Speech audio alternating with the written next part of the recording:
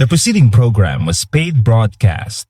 Any ideas, comments, and opinion expressed by the program hosts do not necessarily reflect the views and opinion of the station.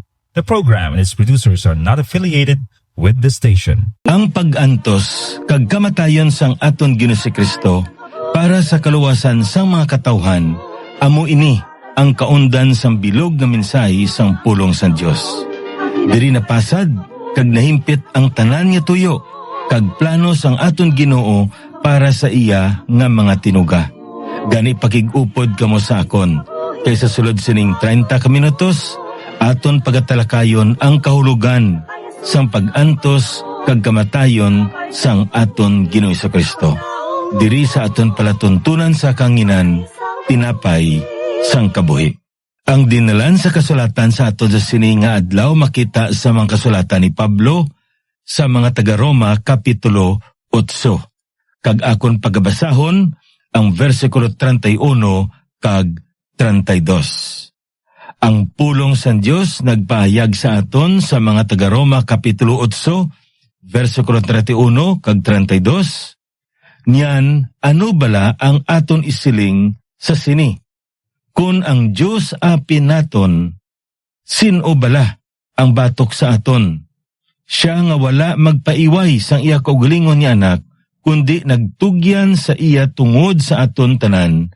Paano bala nga indi siya maghatag sing bunayag sa aton man sang tanan nga butang kaupod niya mga ginpamatian. Kag ako nakasiguro gid nga sa kadam-an sa aton, isa ini siya sa pinaka-familiar gid nga kalantahon nga masami mabatian naton o kung ginakanta naton sa sulod sang aton nga mga simbahan. To God be the glory. Kag katahom kag kabilidhon sang mensahe sang siniya kalantahon. Kay nagapahayag ini sang kamatuoran na tuhoy sa aton nga kaluwasan kag subong man sa aton man nga dako nga paglaom. Kag amo man ini ang aton nga kasiguruhan. To God be the glory, great things He hath done. So loved He the world that He gave us His Son, who yielded His life, an atonement for sin, and opened the life gate that all may go in. Kung aton niya nga usisaon sa pulong sa Ginoo, ang pinakadako kag labing importante nga problema nga ginaatubang sang tawo amo ang pamahog sang sala. Tungod ang tawo makasasala, ulipon siya sa sala, kag subong man yara siya sa kapahamakan sa sala. Kay bayaran niya ang silot sang sala nga amo ang kamatayon.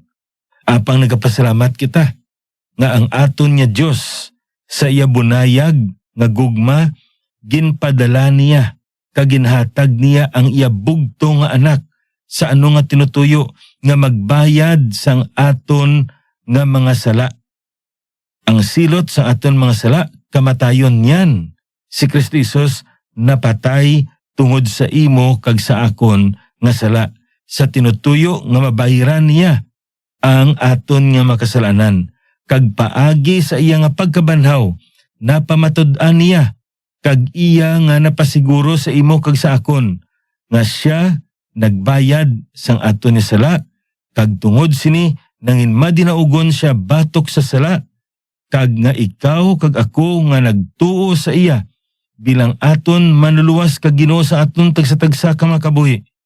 Mayara kita kasiguran, nga sa pila ka adlaw, mapatay man kita, apang mabanhaw kita.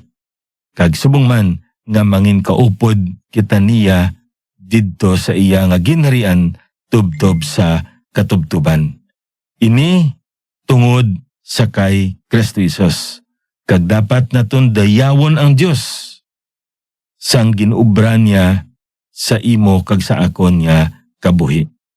Kag amo ini ang aton gili nga pasalamatan. Kag subong man aton nga atagan sing dako nga pagtamod nga siya nga naghatag sa imo kag sa akon sang iya nga kabuhi. Dapat ihatag man naton ang aton nga kabuhi para sa iya. Now magapadayon kita diri sa pagtuon kag pagpamalandong naton sa pulong sang aton nga Ginoo kag madugay na kita nga nagatuon sang sini nga topiko. Apang nibaluan naton nga bisan kada adlaw tun-an naton ang ini nga topiko, indi gid naton matungkad ang kamatuoran na gintudlo sang pulong sa Ginoo sa imo kag sa akon, ilabi na gid sa aton nga kaluwasan. Subuman ang pag-antos kag ang kamatayon ni Kristo Jesus. Gani sa sini nga dinalan sa kasulatan nga aton subo nga pagpamalandungan, Romans chapter 8 verse 31 and 32. Diri napasad ang isa naman kag ginatawag naton tinutuyo. Rason nga nag-antos kag napatay si Kristo digto sa krus sa Kalbaryo. Ang isa diri sa mga dako nga rason amo nga paagi sa iya kamatayon, so that we will receive all beneficial or good things from God. Ang tinutuyo gali nga ang nagalad si Kristo Jesus sang iya kabuhi digto sa krus sa Kalbaryo, hindi lamang sa katumbasan sang aton nga makasalanan, hindi lamang sa paggawad sa aton gikan sa sala, hindi lamang sa paghatag sa aton sang kahilwayan, kun hindi suno sa sininga dinalan sa kasulatan, agud nga mabato naton ang tanan-tanan nga mga maayo nga mga butang. Ang kamatuoran diri nga makita naton gili sa pulong sa Ginoo nga amo sini nga sa isa katawo nga wala ya nakabaton di Kristo bilang iya maduduwas. Wala pa siya sa sabak sang aton nga Dios. Hindi pa siya katapo sang panimalay sang Dios. Hindi pa siya pumuluyo sa iya ginarian.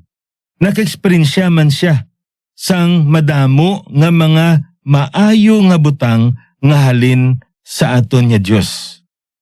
Apang ang isa ka persona nga nakabaton di Kristo bilang iya maluluwas, ang isa ka persona nga nagtuo kay Kristo bilang iya Ginoo kag iyang maluluwas, kabahin siya sa panimalay sang Dios.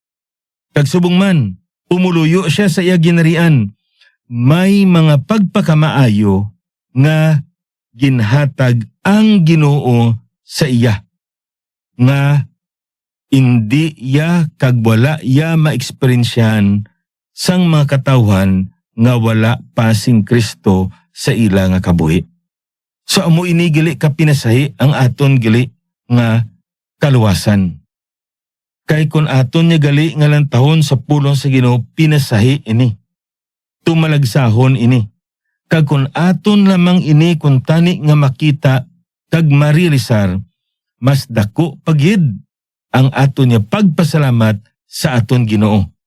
Kay diri naton marilisar nga indi kita kun tani sinitakos apang ginhatag sa aton.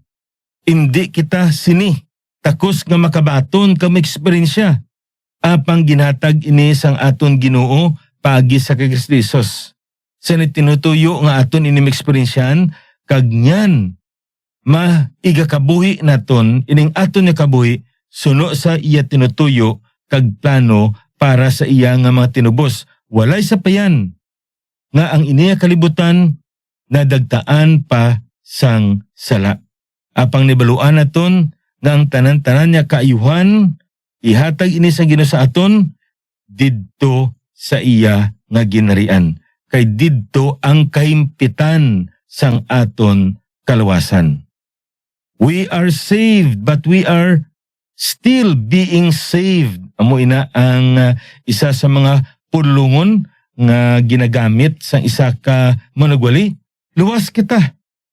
Apang sa piyakabahin, ginaluwas pa kita sang aton nga Ginoo. Kay nga man, ang aton nga kaluwasan mahimpit ini kun yara na kita didto sa iya nga ginharian.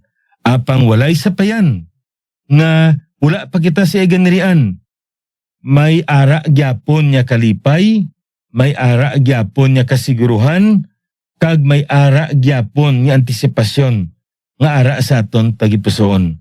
Kay nga aman, ara ang balang espiritu sa aton niya tagsa-tagsa ka mga kabuhi. So balik kita sa aton niya pagtuon sa pulong sa Ginoo kag ang aton diri nga ginatun-an. No? Katahom sini kay kun aton gili isasaon sa pulong sa Ginoo, ila binigit sa sini nga dinalan sa kasulatan nga paagi sa kamatayon ni Kristo Jesus dito sa krus sa Kalbaryo. Imo na kag ako na mabaton ang tanan-tanan nga maayo nga butang, mga butang nga may kaayuhan para sa imo kag para sa akon. Now, ini bala no nga dinalan katahom sini sang ginhambal sang Biblia sa aton. Ila binigid diri sa versikulo 32. Siya nga wala magpaiway sang iya kaugalingon nga anak, kundi nagtugyan sa iya tungod sa aton tanan. Paano bala nga indi siya maghatag sing bunayag sa aton man sang tanan niya butang kaupod niya? So ini ko naton nga lang taon, may ari diri argumento si Pablo. Kag ini nga argumento gintawag ini the argument from greater to lesser. Kung sa aton pa, diri ginpakita ni Pablo ang isa ka matuoran nga ginhatag niya ang isa ka argumento sang isa ka dako nga butang.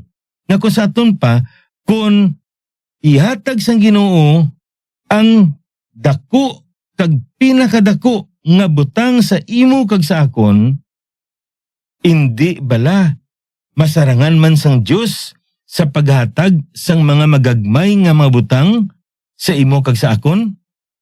Kung sa aton pa, kung makasarang ang Dios sa paghimo kag sa paghatag sa aton sa dalagko nga butang, ining mga gagmaya, siguro gid kita nga ihatag yaman ini sa aton. Now, ano ini ang kamatuoran diri nga makita naton sa pulong sa Dios? Sa makita kag sa aton na ginasasaysay diri sa sini nga pagtuon naton sa pulong sa Ginoo, ang pinakadako nga butang nga kinanglanon naton sa aton nga kabuhi, hindi ang kwarta, hindi ang edukasyon, hindi ang trabaho, hindi ang propiedad. Ang pinakadako nga butang nga kinanglanon naton amo ang kaluwasan naton gikan sa gahom, sa kaulipnan, kag sa kapamakan, kag pamahog sang sala sa aton kabuhi. Ti paano ini? Ginsugata sang Dios ang pinakadako nga kinanglanon naton, our greatest need, our greatest problem, paagi sa iya anak nga mo si Kristo Jesus. Ti ang hambal diri ni Pablo, kun wala niya gani ginpunggan sang amay ang iya kamot sa paghatag sa pagsugata kag sa paghatag sang iya anak, sa paghalad niya sa iya kabuhi didto sa krus sa Kalbaryo. Indi bala makasarang man ang aton nga Dios sa paghatag sang mga magagmay nga mga butang sa pagsugata sang aton mga magagmay man nga mga kinanglanon? Amo ini ang argumento diri nga masapuan naton. Kung aton nga lang taon, ang pinakadako nga butang nga yara sa aton nga Dios amo ang iya anak, nga amo si Kristo Jesus. Apang walay sapayan, wala niya inigin punggan, kundi ginhatag niya sa imo kag sa akon. Ti kung ginhatag niya ina nga butang, hindi bala makahatag man siya sing mga magagmay nga mabutang? Amo ni ang gusto ipaatag sa sininga dinalan sang kasulatan sa aton. Now, diri kun aton usisaon, masapuan naton nga tam-an ka importante nga makita naton kung ano kadako si Kristo Jesus sa aton kabuhi. Kag paagi sini, makita naton nga ang aton gali nga mga tawhanon kag matag-adlaw nga kinahanglan tam-an kagamay. Kag amo ini makatag sa aton sing kasiguruhan nga kung ginhatag na sa aton ang pinakadako nga butang nga yara sa iya, agod mimunan ang pinakadako naton nya kinahanglanon. Ining mga gagmay naton nya kinahanglanon. Himunan man sang aton nga Dios. Ti kun aton nya lang taon amo ining ginambal niya, no? Sa versikulo 33, sino bala ang makasumbong batok sa mga pinili sang Dios? Kung sa aton pa sino bala makaakusar sa mga tumuluo sa ilang mga sala? Ti nagambal diri ang aton nga Ginoo. Sa sinigyapon niya dinala sa kasulatan, ang Dios amo ang nagapakamatarong. Kung sa aton pa, wala sing sinuman nga makausar sa imo kag sa akon bilang mga tumuluo, tanan-tanan ni tumuluo. Sang aton niya sala, kaya nga aman, napakamatarong na kita sang Dios. Paano? Paagi sa kay Kristo Jesus. Paano ni Kristo Jesus gin pakamatarong ikaw kag ako? Paagi sa iya kamatayon digto sa krus sa Kalbaryo. Kaysang ginhalad ni Kristo Jesus ang iya nga kabuhi digto sa krus sa Kalbaryo, paagi sa iya kamatayon. Nakita sang amay ang sala naton sa iya. Kag ikaw kag ako nga nagtuo kay Kristo bilang aton niya manluluwas. Nakita sang amay ang pagkamatarong ni Kristo Jesus sa imo kag sa akon. Kag tungod sini matarong kita sa atubangan sang aton nga Ginoo. Katahom sa sina bala, no? Nga kamatuoran. Kung may isa pa kabutang nga makahatag sang dako nga kakugmat kahadlok sa tawo, amo ang sala. Amo na nga ang tawo nga nagahimo sing sala, masami ginahimo niya sa tago. Kag kon madakpan siya, nga ginatakpan niya ang iyang hitsura. Nga nagatalikod siya sa mga kamera, tungod nauya siya. Diba?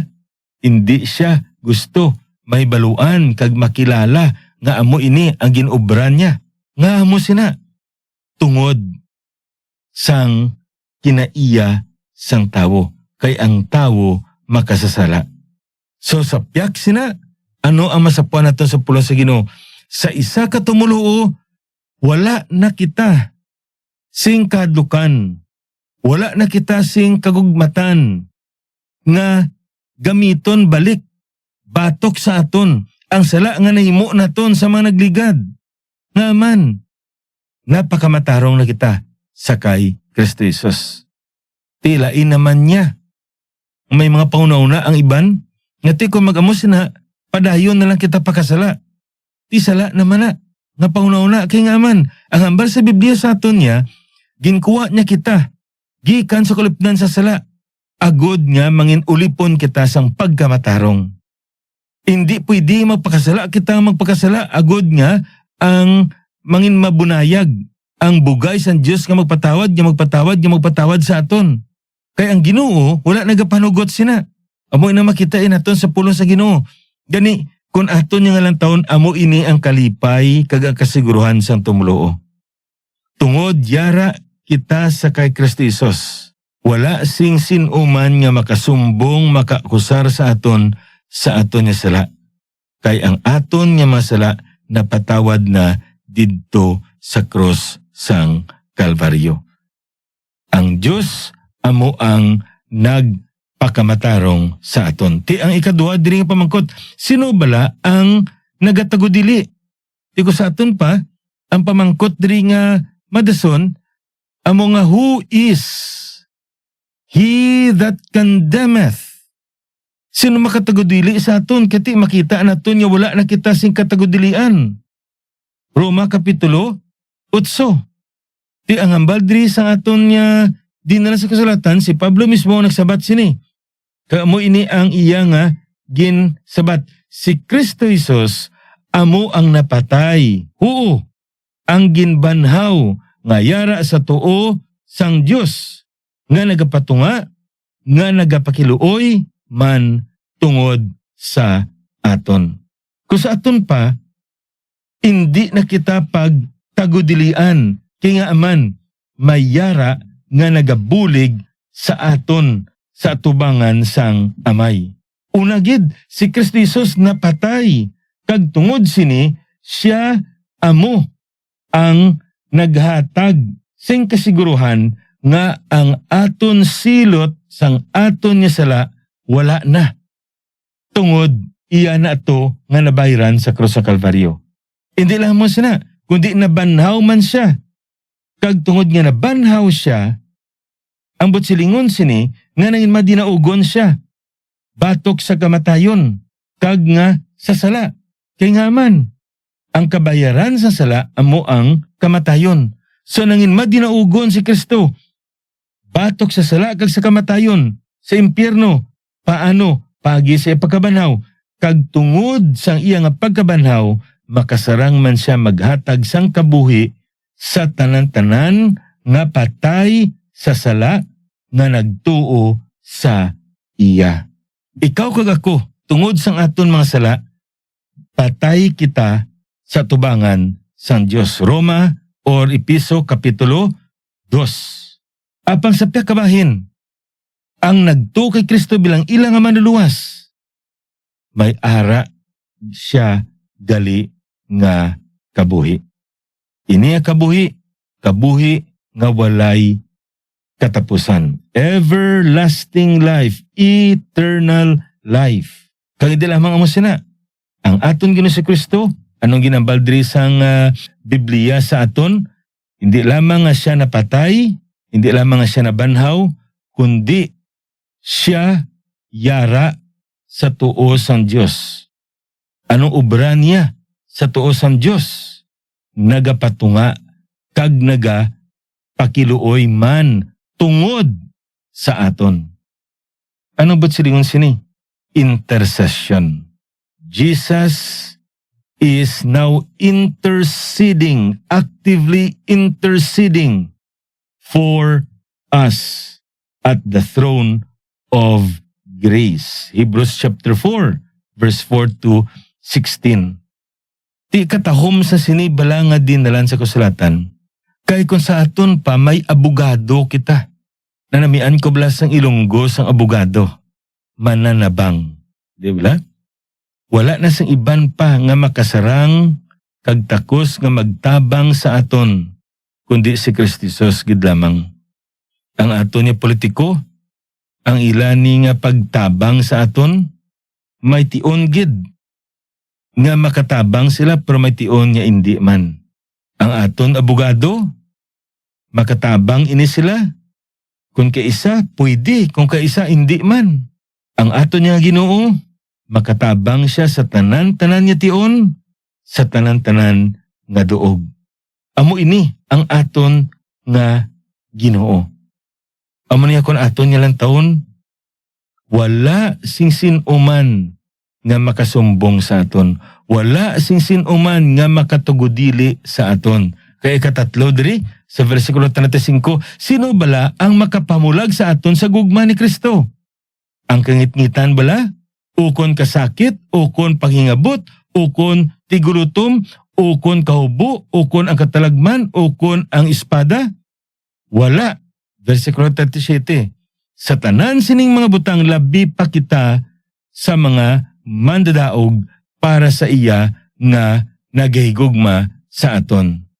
Kay ginatalupangod ko nga bisan ang kamatayon o kon kabuhi o kon manugtunda o kon mga punuan o kon mga butang nga sa karon o kon mga butang nga sa palabuton o kon mga gahom o kon kataasan o kon kadadalman o kon bisan ano nga iban nga tinuga, hindi sarang makapamulag sa aton sa gugma sang Dios nga yara kay Kristo Jesus nga aton Ginoo.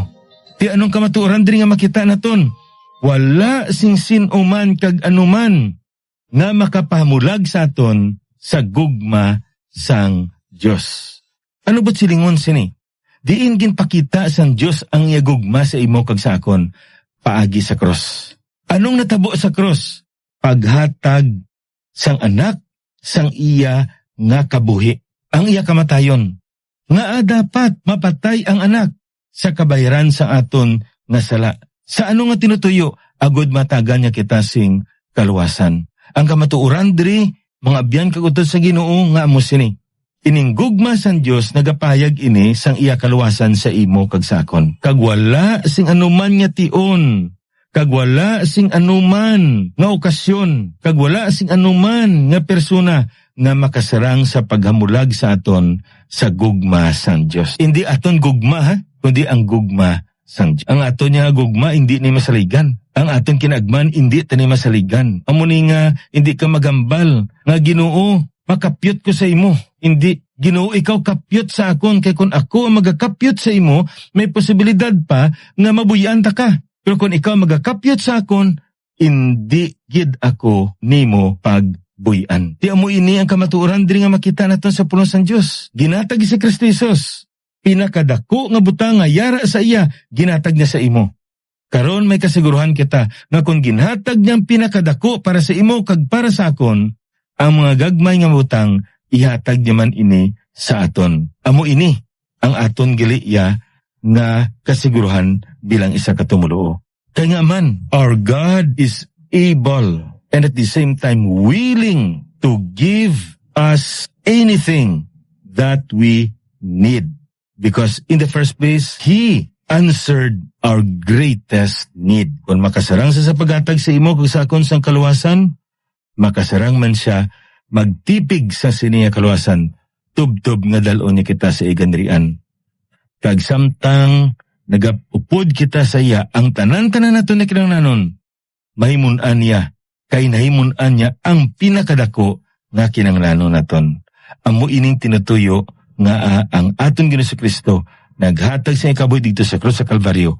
Agod nga ikaw kag ako, mabato naton ang tanan-tanan nga maayo nga mga butang para sa aton nga pagpangabuhi.